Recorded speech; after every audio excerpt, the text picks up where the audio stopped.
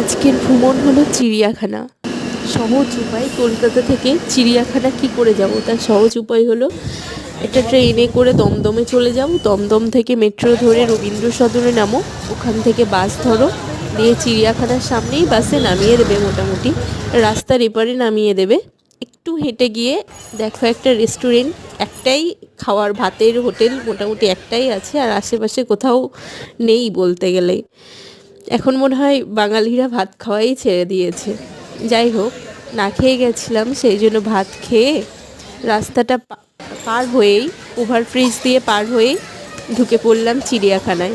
চিড়িয়াখানায় ঢুকে কত রকম পশু পাখি দেখে মনটা ভালোই হয়ে গেল। যার জন্য এসেছিলাম মনটা সত্যি ভালো হয়ে গেল, নতুনভাবে কাজ করবার এনার্জি খুঁজে পেলাম। জিরাফের বড়, আগে জানতাম জিরাফের বড় গলা, ঠিক আছে, কিন্তু এই প্রথম দেখলাম এত বড় গলা। সত্যি, আর শীতকাল তো মানে কত মানুষ, কতজন, সবাই নিজের খুশি করতে যে যার মতো ঘুরতে বেরিয়ে যায়। বক দেখুন, বগেরা কী সুন্দর ঘুরে বেড়াচ্ছে। আমি মনে মনে ভাবি এদের একটা মানে একা একা লাগে না? আমাদের তো এক জায়গায় রেখে দিলে কেমন একা একা লাগে, এরা দিনের পর দিন ওইভাবেই এক জায়গাতে আছে। যাই হোক, বেশ ভালো মজাতেই কাটলো সারাদিনটা।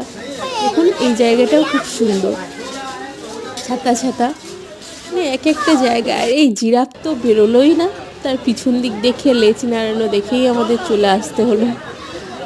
অনেকক্ষণ দাঁড়িয়েছিলাম, ভাবছিলাম এবার বেরোবে। আর এদের দেখুন, এই মানে মনে হবে বিড়ালের মতোই বাঁদর, মানে লেজগুলো দেখুন। অনেক কে পাশ থেকে তো বলছিল সেই গাঁদা ফুলের মালার মতো লাগছে, ঠিকই বলেছে, গাঁদা ফুলের মালার মতোই লেজগুলো। বাবা দেখুন দুজন, গর্ব হবে। একে দেখুন, একে কেউ কোনোদিন দেখেছেন? কি নামের বলতে পারবেন? আমি তো এখনো বুঝে উঠতে পারলাম না। যাই হোক, কিউট দেখতে। এই ডাকলে তাকালো আবার। এই কত রকম পশু পাখি, মনে হচ্ছিল একে নিয়ে চলে আসি করে, ডাকবো তাকাবে, খেতে দেবো। কি খায়, ঘাসই খায় সম্ভবত। যাই হোক কিউট, যাই হোক কী বলবো বুঝলাম না, কিউটই বললাম। একে দেখুন, আসছে আসছে, বড় চেহারা, কালো।